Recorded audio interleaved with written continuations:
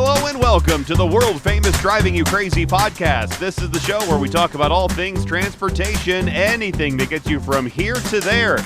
I am the traffic anchor as well as the transportation reporter for Denver 7 News, Jason Luber, and if you would like to be a part of the program, you could always send me a comment or a question or any kind of issue to either any of the links that's in the description of the show or, of course, to the listener hotline.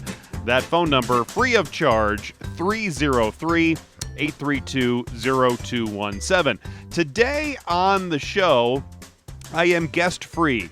I do have a guest scheduled. I think I have a guest scheduled for next week. But this week, I wanted to follow up on a topic that I talked about a few episodes back. I spoke with Emily from Denver Streets Partnership about pedestrians getting hit by drivers, especially in downtown Denver, but really all across the country. And I'm not saying that it's not a problem. Obviously, it is a problem to have people who are crossing the street hit by a car. But what I'm saying is that the main issue causing the problem is really distracted and inattentive drivers and not looking for somebody who might be in the street, whether they're in a crosswalk or outside a crosswalk. And obviously there is some personal responsibility that I believe in if somebody is crossing a street outside of a crosswalk, if they're going to be running across where somebody is not really looking for them. But there was a story from Streetsblog that pretty much says, though, that the reason they think that pedestrians are being hit and killed by drivers is not because of drivers speeding or being distracted or they're inattentive, or that pedestrians are not watching out for vehicles, or any other reason that might just pop into your head. No. Streetsblog says that the reason pedestrians are being hit and killed by cars is because it's easy to get a car loan. Yes, you heard that. Yeah, it's easy to get a car loan. Easy financing, they think, is killing people walking in the street. Now, the title of this article is called "The Secret Villains Behind Traffic Violence. Auto Lenders. Americans have access to more car loans than ever, and they're buying pedestrian-killing SUVs." It's by Kia Wilson, and this article was written at the start of the pandemic, so this is when people were still buying cars and the economy was at its peak. But this article really demonstrates that some people hate cars, especially large cars, and will blame easy auto loans for the reason that we are driving more. So let me get into this, and it's Kia Wilson who writes this, and she says, "Americans are taking on more debt than ever at the car dealership, and the rise in risky auto lending has everything to do with our national rise in pedestrian fatalities." Kia comes out of the gate with that beauty. Risky auto lending. Getting a loan for a car, it's not necessarily risky. Why is it necessarily risky? If, let's say, somebody makes $500 a week and you take out a car loan on an Escalade that might cost, let's say, $300 a week. Well, that probably is irresponsible on both parties, the person taking the loan as well as the dealership or the car seller.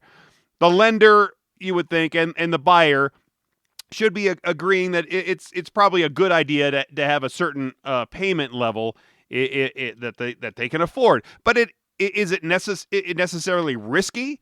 If, let's say, the car payment was $50 a week and the income is $1,000 a week, and they wanted to finance it, is that necessarily a risky car loan? I don't think so. Trying to take a selfie with a mountain lion, that's risky. All right, back to this article in Streetsblog. The total amount that Americans owe on their cars rose a shocking 75% from 2009 to today, according to a new report from the Frontier Group. But the trouble isn't just that more people are buying cars they can't afford.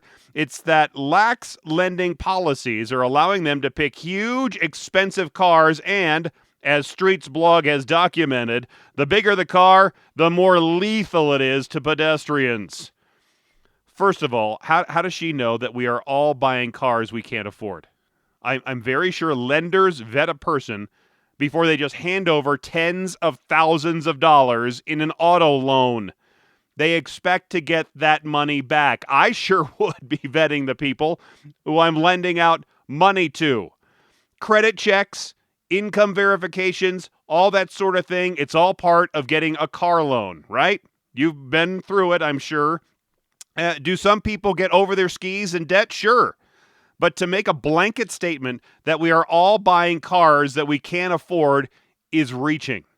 The one sentence in there that is true is the statement that larger cars are more lethal when a pedestrian is hit. I did an interview a few years back. I think it was a reporter with the Detroit Free Press, and he did a whole story about how the change in vehicle design, and it's mostly about getting all the sensors for self-driving and lane assist and all these things.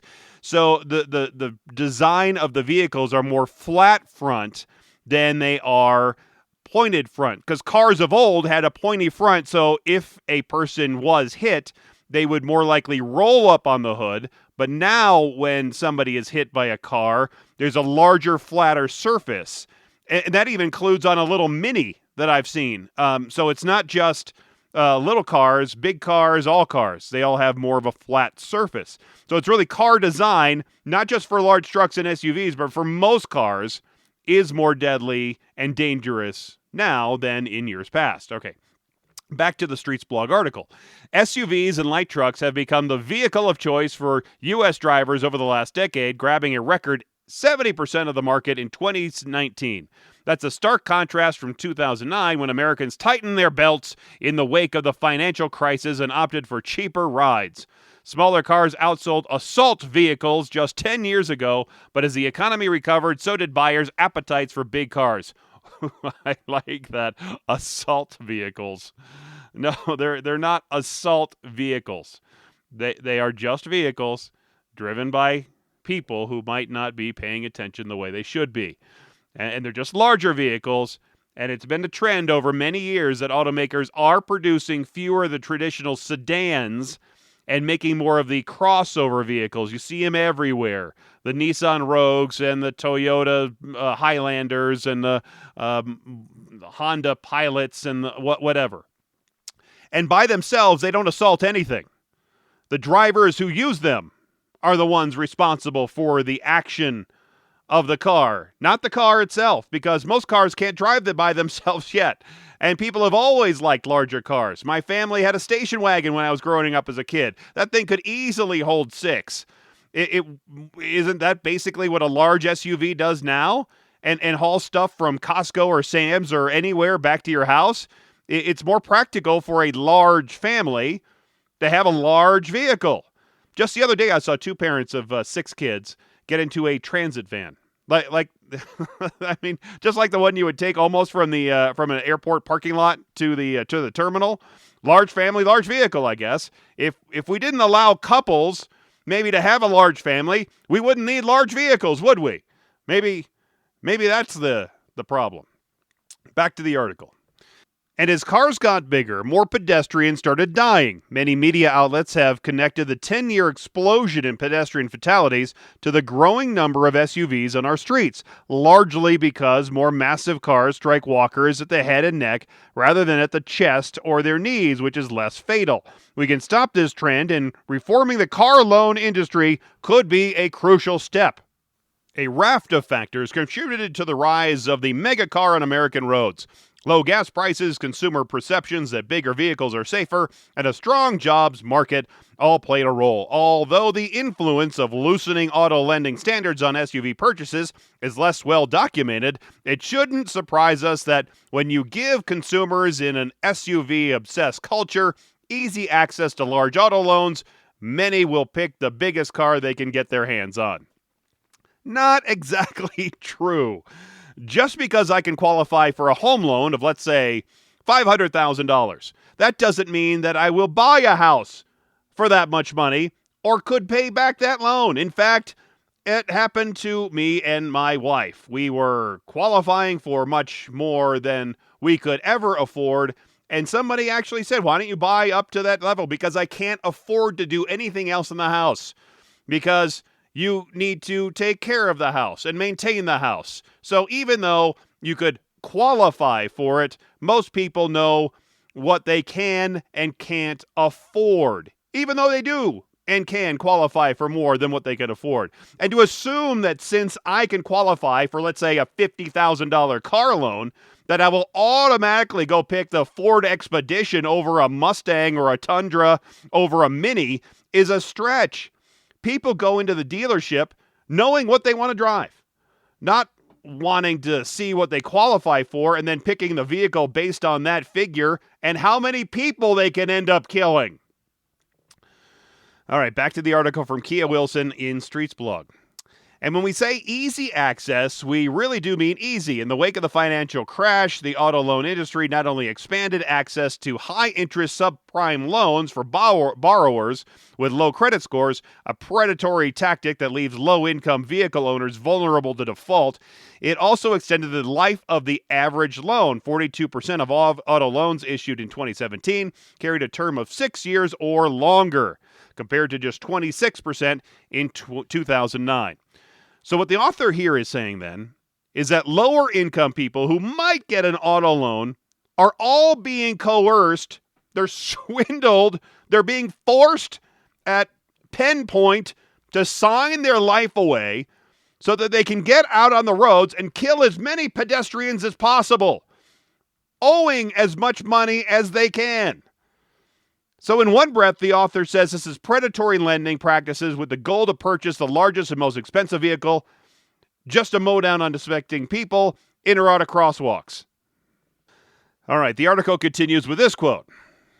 It changes a person's calculus of what car they should buy, said Frontier policy analyst R.J. Cross. In the era of Netflix and endless monthly subscription services, people are starting to determine how much they can afford, not by the sticker price, but in terms of what they'll actually pay per month. Cars are no different. But wait, just in that last paragraph, you said that low-income buyers were being coerced into high payments, so now you're saying they know what they can afford, and they do that in terms of a monthly payment. Okay. It continues. A low monthly payment is a powerful incentive to pick a spendy SUV over a sensible sedan, and it opens up a new market of buyers who otherwise might have chosen a smaller, cheaper car that would have been less lethal to a pedestrian in a crash. Again, just about every buyer knows what they want to buy and what they can afford before going to a dealer. They don't go into it saying, how much will you give me so I can buy the largest killing machine on the showroom floor? That's not how it happens. It just isn't. All right, back to the article. The rise in rollover financing has been a boon to SUV dealers, too. Increasingly, car dealerships allow buyers who trade in old vehicles with outstanding loans to add their unpaid balance to the new car payment. The practice allows drivers to upgrade to bigger cars they can't really afford even before their current ride is paid off, and puts them at huge financial risk if they can't make the new car payment. Again, who are you to assume the car buyer who does this can't afford a newer, more expensive vehicle? If someone is having a hard time paying off their killing machine already, why in the world would they go to a dealership to buy something newer with presumably higher payments above what they can't already afford? All with the intent to kill people. Don't forget that's what this article is about. Lending money to people who can't afford to buy cars, to buy expensive cars, and then kill people. All right, back to the article. But whether or not they realize it, drivers who take on big loans for big cars are getting a raw deal. The average American household already spends about 13% of its income on transportation, a proportion that will only rise as Americans get more access to loans at the dealership. It's not hard to imagine what will happen to a nation full of debt-saddled drivers in the event of an economic turndown. Mass repossession. We are arguably still in the midst of one of the strangest times economically in the history of the country, right? And even though some of us are having some very difficult times, we are not seeing massive numbers of repossessions. There are some people who are defaulting on their payments, but not hundreds of thousands as Streetsblog makes it out to be. And you would think that they would actually like to have mass repossession, because that would mean all of those, what you call them? Oh, yeah, assault vehicles. That means that all of those assault vehicles are then going to be off the road if they all get repossessed, right? Isn't that her ultimate goal? To get the pedestrian killing vehicles off the roads? A mass repossession would accomplish just that. In fact, with used car prices soaring, if someone was underwater with their auto loan, this is the time right now to get paid for that used car.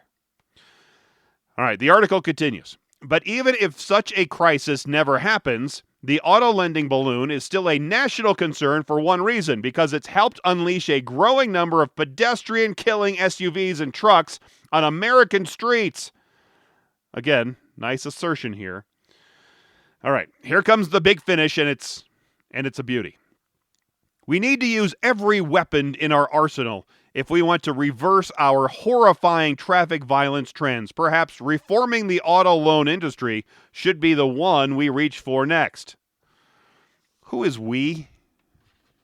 When Kia says, who is we? I'm not included in the we, that's for sure. Perhaps the real problem is here, people who are driving nowadays are way more distracted than ever before. Maybe that's where Streetsblog focus should be, on distracted and inattentive drivers.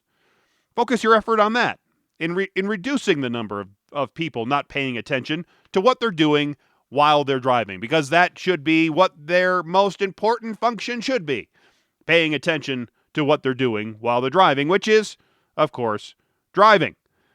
Making crossings maybe more visible. There are ways to do that. Now, in the manual of uniform traffic control devices, there are certain requirements for pedestrian crossings. But I have seen other cities change that a bit, and they have used creative ways to make crossings more visible.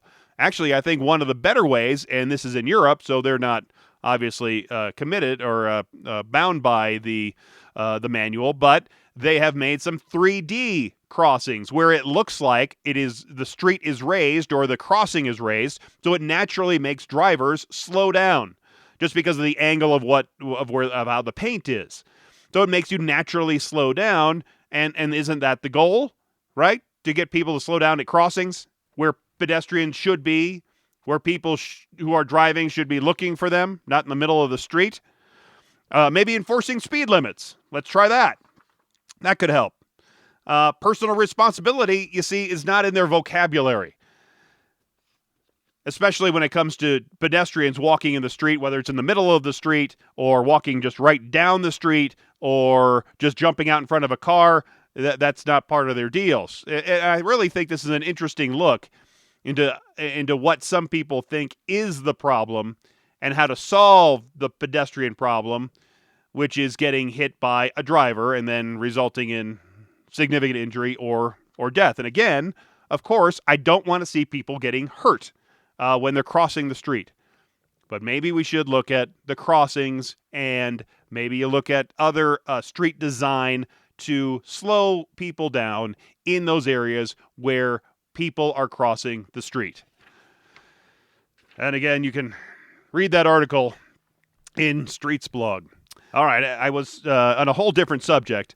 I was sent an email recently, and it had this headline on it, and it really caught my attention. It says, slow music in tunnels can keep drivers focused and safe.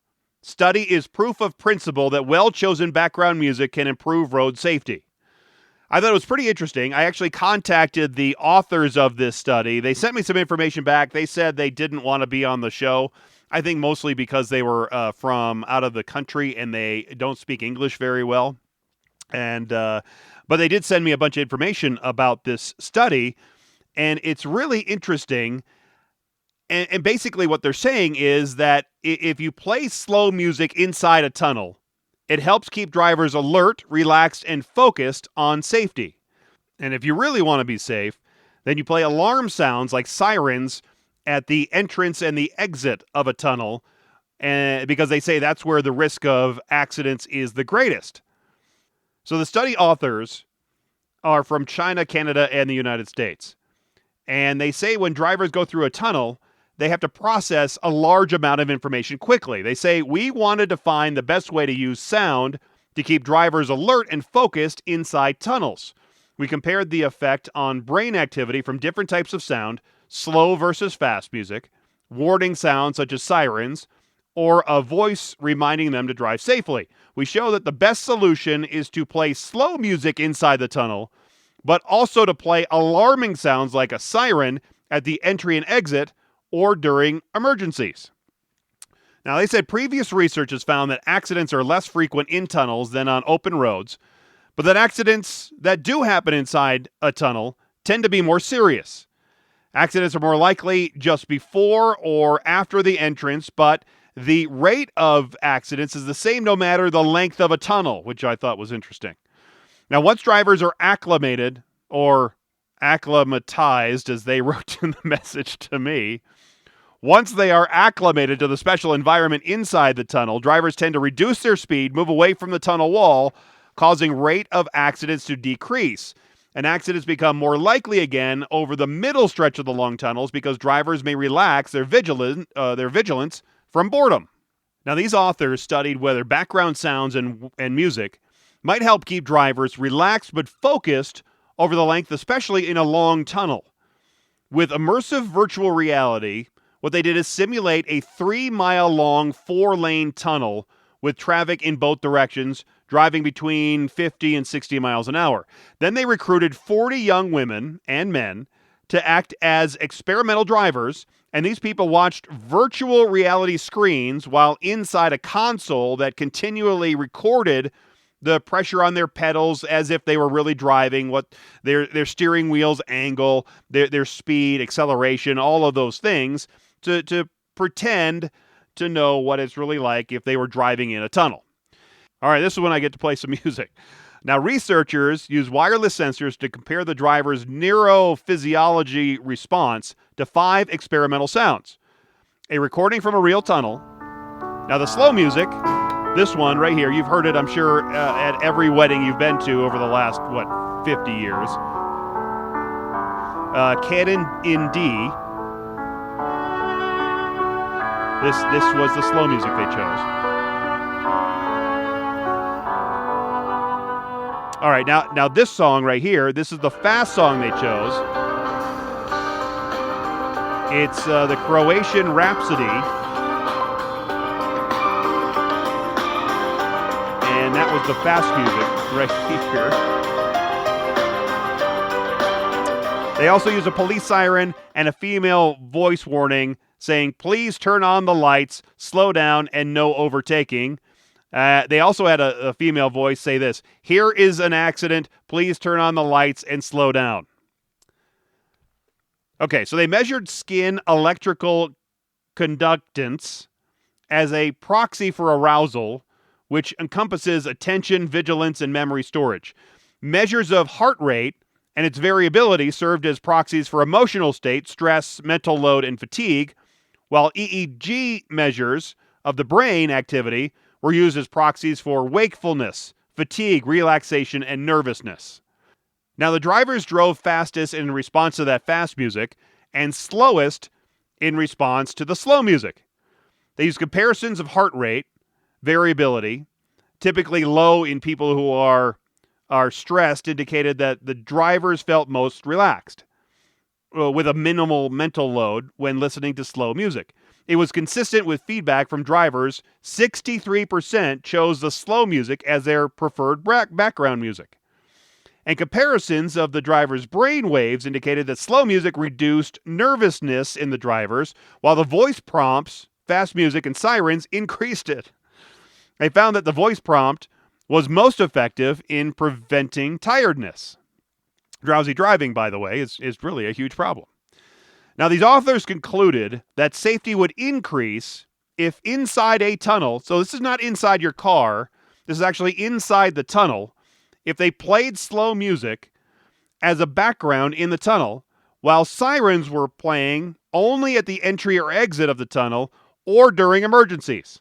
Researchers added that they have a long way to go before more specific design and management recommendations can be proposed. For example, future studies should test the effects of greater range of sounds on drivers who differ in age, maybe different driving experiences, hearing sensitivities, degrees of fatigue. But they say the study is a proof which pushes our knowledge on road safety as a step forward. Again, I contacted these researchers for an interview because I thought this was fascinating. They declined, saying that they are still also doing relevant research. It's going on, and the testing is still going on. And I really don't think they were comfortable with speaking English because they are mostly, I think, from China. And so I didn't think they wanted to come on with me. And they think they need more research to make these conclusions more matured. Unfortunately, they said they declined our invitation for the interview, but I still find this research fascinating. And we have the longest highway, actually, and highest in elevation tunnel in the world here in Colorado, the Eisenhower Johnson Memorial Tunnels along Interstate 70 west of Denver. It's at 11,000 feet in elevation. It's over 1.5 miles long. But the big concern up there is actually hazardous materials trucks, gasoline hauling trucks, crashing inside the tunnel that could shut it down for days or weeks or forever. So really what they do is there's a pass. The original highway was U.S. Highway 6 that goes over the Continental Divide, and that's where all the hazardous materials trucks go now, and it is a treacherous drive, especially in the winter. So they are sending these gasoline hauling trucks up over this windy 2-lane mountain pass over the Continental Divide with steep slopes on either side of the road in wintertime. Just best hope for the best, just to keep them outside the tunnel. Now they do, if they have that pass closed down because of avalanches, which they do have, or bad weather, they will allow the hazardous materials trucks to go through the tunnels there, the Eisenhower Johnson tunnels, at the top of each hour. But they'll close the tunnels down to all traffic, let the hazmat trucks go through, and then allow traffic to once again go through.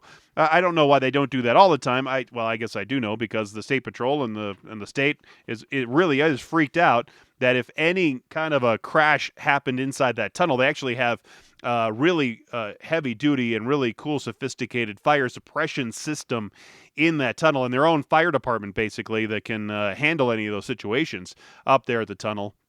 But they are worried that if anything happened up there and did some damage that would be long-term damage, it would close down the gateway really between the east side and the west side of the state. And I-70 is a huge interstate. Otherwise, you'd have to go down to New Mexico, I-40 or I-80 up north to Wyoming. And those maybe aren't great options for you either. So a lot of folks from the Midwest use, like from Chicago or St. Louis or, the big Kansas City, coming from across the country. All those truckers are using I-70 across Colorado. And it's a major interstate, and they got to keep it open. So what do you think are some of the most stressful things people find about driving? Well, there's a study of 2,000 drivers, and it revealed almost half said that other drivers make them concerned on the roads. And a third admitted that driving is often the most stressful time of their day. Navigating a double roundabout, maybe being in the car with a partner, a backseat driver, they were featured among the top 50 stresses while you're driving. It also emerged that more than half of these people polled feel most comfortable with their partner as a passenger, while drivers feel at least ease with colleagues or siblings as their driving partner. The study also showed that 42% of drivers feel more worried when they have a passenger in the car compared to when they're alone by themselves in the car. However, 60% of those polled believe that a car is a good place to have a discussion with others. Well, yeah, because they're a captive audience. Now, this research was commissioned by Rescue Remedy. They found nearly 50% make important decisions in their car as people have more time to think. And a quarter of the people see it as a place to escape life's woes. I love driving in the car. It does give you a good place to think and to contemplate life. A spokesman for Rescue Remedy said that the research shows how many elements there are to being in a car which can make it stress-inducing. Snow raises the heartbeat for many motorists. That's understandable. Many people find that if they had a demanding drive, it makes them feel overwhelmed for the rest of their day. A quarter of motorists find parallel parking stressful, and a fifth admit that they avoid parallel parking altogether because they have a fear that something may go wrong with it. I've always been pretty good at the parallel parking, but yeah, a lot of people do have a freak out with it. So here are the top 50 most stressful things about being in a car. I guess I should start with number 50 and maybe work my way up, or at least skip around on some of these. Number 50 is not knowing how to fully turn on the wipers. Speaking of wipers, I think I need new ones before the snow starts flying around here. Number 49 is mini roundabouts. Not knowing how to fully work the lights is number 48. How do you not know that? Driving with a pet in the car. Being in the wrong gear. I guess I could see that if you were in a stick shift. Changing gear while up a hill. Now, that is a problem if you are in a stick shift. That can be a little bit tricky. Remember which side of the car the gas cap is on. And if you look at your car, at your dashboard, right where your gas indicator is, how much fuel you have, it should have, unless you have an electric car, it should have a little arrow pointing left or right. That tells you which side of the car the gas cap is on. So, now you know. Driving somewhere with no signal, pulling into a roundabout, being in a car with your partner, rubbernecking, driving with a child in the car, pulling around a bus at a bus stop. Well, obviously you shouldn't, unless, if the lights are on, you don't pass a bus. You stay put. And then when the lights are out, then you just got to be careful. Number 34 is defrosting the car. I don't know why that's a problem. Number 32, hitting a car when parking. Yeah, I guess especially if you're parallel parking. 31, worrying about getting a flat tire.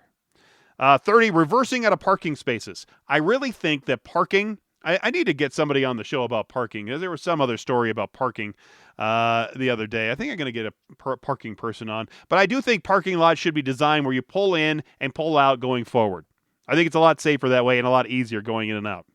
I wonder what it would do, though, to the space design and how many spaces you could have in a parking lot versus the way it is now. I'd really like to see that. Driving while your passenger is being too loud. Backseat drivers. Sunday drivers. Being the driver for passengers you're not familiar with, like colleagues, people like that. Number 24, leaving the roadway at the wrong intersection. Fear of people going to the back of you, like somebody running into your bumper.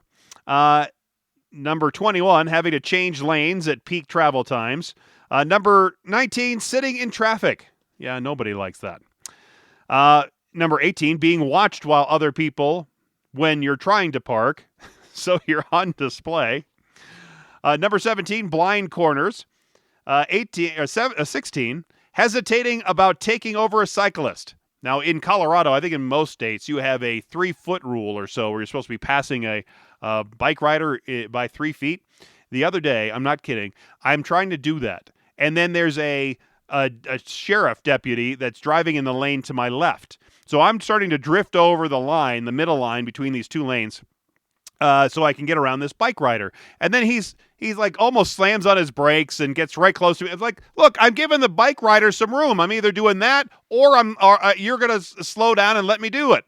Seriously. I mean, anyway. Number 13, how to reverse in a narrow road with cars on either side of you. Number 12, driving with the fuel light on. My wife does that often.